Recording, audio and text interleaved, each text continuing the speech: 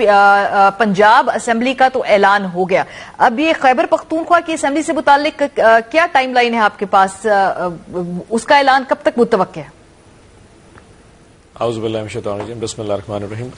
देखें, सीक्वेंस में चीजों को लेकर चलना है। आपको जैसे पता है कि जो हमारे मुखालिफ हैं उनकी कोई इंटेंशंस इतनी ज्यादा क्लियर हमें भी नजर नहीं आ रही। सो आज रात को एडवाइस चली जाएगी गवर्नर के पास। गवर्नर ऑब्वियसली रात को तो उस पर एक्शन करेगा नहीं, तो उसने कल सुबह इसके ऊपर अपना एक्शन करना, जो कि उसने डिसॉल्व कर देना।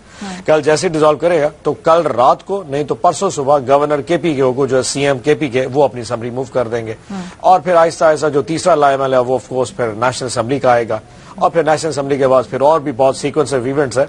बट मैंने आपको जैसे शायद आपको अंदाजा आज शाम को टॉक शोज में डिफरेंट में क्या है, अब ये पूरा हफ्ता will be full of surprises for at least the PDM now ji. अच्छा, सरप्राइजेस की जो आप बात कर रहे हैं, जरा ये बताइए सरप्राइजेस किस नौइयत के हैं? मतलब थोड़ी हिंट दे दें, क्या ये इसका ताल्लुक विफाक से है, इसका ताल्लुक इंडिविजुअल असेंबली से, या कोई सदर साहब सरप्राइज दे देंगे, वोट ऑफ कॉन्फिडेंस मांग लेंगे? ये किस नौइयत का सरप्राइज आप कल रात तक तो खैर कोई एक्सपेक्ट नहीं कर रहा था कि कल रात को कैसा सरप्राइज आएगा। सी रिमेंबर कि जिस किस्म की कुव्वतों के साथ, जिस किस्म के अपोनेंट्स के साथ हम कंटेस्ट कर रहे हैं, कोई नॉर्मल तो हालात नहीं है, नॉर्मल सर्कमस्टांसेस में नहीं है। कल रात तक किसी को एक्सपेक्ट नहीं था कि हम वोट ऑफ कॉन्फिडेंस लेंगे। सारी पीडीएम 186 के नारे मार रही थी, और अचानक जब हमने वहां पे ऐलान किया कि हम 186 पे पहुंच गए तो अचानक खामोश हो गए। सो चीजें ऑटोमेटिक तब्दील होंगी जब पंजाब असेंबली टूटेगी, फिर केपी आएगा, फिर हमारे मेंबरान कौमी असेंबली इस्लामाबाद जाएंगे। अब ये डिपेंड करता है कि आगे से जो हमारा मुखालिफ वो रिस्पॉन्ड कैसे करता है। आई मीन देयर रिएक्शन, उस रिएक्शन के ऊपर डिपेंड करते हुए स्ट्रैटेजी चेंज होगी। बट मैंने लोगों को भी बताया, जिस किस्म के लीडरशिप के साथ इन लोगों का पाला पड़ा है वो कोई आम इंसान तो है नहीं, and he has all those plans in his mind. So आप उसको पहले प्रेडिक्ट करना मेरे ख्याल गैर मुनासिब होगा। नहीं, फॉर एग्जांपल आपने कहा ना रिएक्शन क्या होगा, लेट्स स्टार्ट फ्रॉम पंजाब, क्योंकि अब ऑब्वियसली असेंबली की समरी मूव हो जाती है तो फिर तो उसमें कोई और लीगल तरीकाकार नहीं। अब तो अब एक ये असेंबली तहलील होने से रोका तो नहीं जा सकता। सो फिर उसके बाद क्या रिएक्शन है? केयर टेकर के सेटअप के ऊपर बात आ रही है। जितने बड़े साइंसदान बैठे हुए हैं इस वक्त पाकिस्तान मुस्लिम लीग नून में, और जिस किस्म के उनके, अब देखें ना उनके स्टेक्स कितने हाई है। अगर मिसाल के तौर पे सुबह गवर्नर जो है ना वो एडवाइस एक्सेप्ट करता है और पंजाब असेंबली तोड़ देता है, परसों केपी के गवर्नर वो भी एडवाइस एक्सेप्ट करता है और तोड़ देता है, तो अल्टीमेटली दो प्रोविंशियल असेंबलीज में फेडरल के इलेक्शन के बगैर आ जाएंगे। अब ये इतनी बड़ी स्टेक्स के साथ और जिस किस्म के सर्कमस्टांसेस हैं, हमें तो हर हवाले से सूट करते हम जाएंगे, तो ऑटोमेटिकली कहीं ना कहीं बैठ के गवर्नमेंट को भी शायद सोचना पड़े, हमारे साथ बैठना पड़े।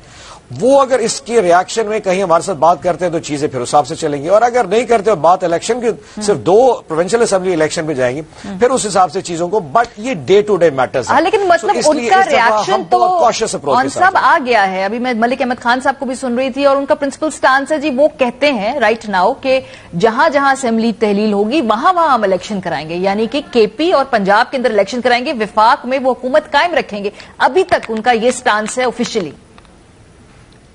अच्छा, वैसे मैं समझ नहीं पा रहा कि अगर 500-550 सीटों के ऊपर वो इलेक्शन करवा के बाकी 500 सीटों को वो बरकरार रखना चाह रहे हैं, मतलब पॉलिटिकली वैसे सोचा जाए, लेट्स पुट देम, हम उनके शूज में जाके बात करना शुरू करते हैं।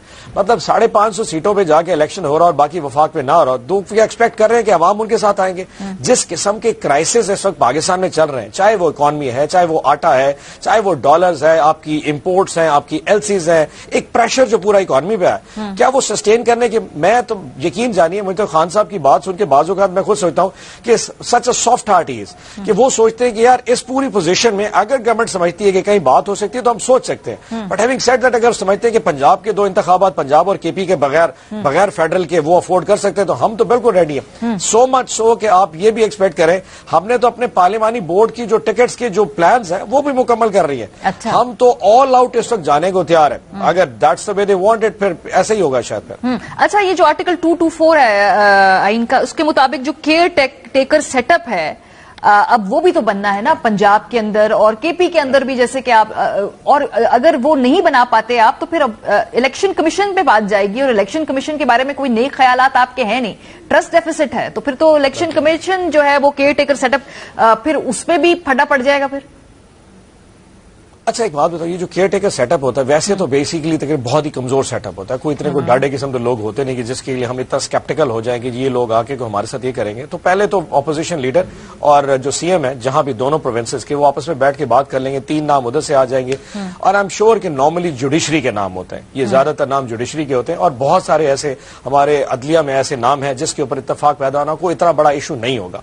प्रोवाइडेड अगर ऐसा हो जाए कि ना हो सके फॉर इत्तेफाक, तो इलेक्शन कमीशन भी जिसका नाम देगा, कोई ऐसे कोई नामी ग्रामी तो बंदे नहीं होंगे जिसने आते साथ ही हमें कोई रगड़ के रख देना। मतलब ये कोई इतना बड़ा केयर टेकर सेटअप, इतना बड़ा इन्फ्लुएंस इलेक्शन में नॉर्मली करता नहीं है। सो आइदर तो हमारा आपस में तय हो जाएगा, अगर नहीं होता तो जो नाम आएंगे नॉर्मली हम सब एक्सेप्ट कर जाएंगे, क्योंकि जो मेन फोकस है, आप देखें ना, हमारी डिमांड्स ये थी कि election fair, free and fair होना चाहिए, चीफ इलेक्शन कमिश्नर को चेंज होना चाहिए, हमें रिफॉर्म्स भी कराने। अब वो जो आइडियल जो सिचुएशन है वो क्रिएट तो नहीं हो रही, ना हम चीफ इलेक्शन कमिश्नर चेंज करवा पा रहे हैं, ना हम ईवीएम्स लेके आए हैं, ना हम रिफॉर्म्स लेके, तो हम वो भी तो बर्दाश्त कर गए। सो अगर प्रोवाइडेड अगर कोई ऐसा सेटअप आ भी जाता है जिसके ऊपर हमारा और उनका कोई इत्तेफाक नहीं होता और चीफ इलेक्शन के में तमाम तर अपनी बदनीयती के बावजूद किसी ऐसे सेटअप को लेके आता है जो हमें कबूल ना भी हो, तब भी अवाम की जितनी बड़ी एक ताईद हमारे पास है पड़ी, आई डाउटेड कि हमारे वो जो रिजल्ट्स आएंगे उस इलेक्शन के, उस interim so let me ask you very specific question के मौजूदा चीफ इलेक्शनर कमीशन जिनके बारे में आपके बारे में सख्त मुतहफुजात हैं,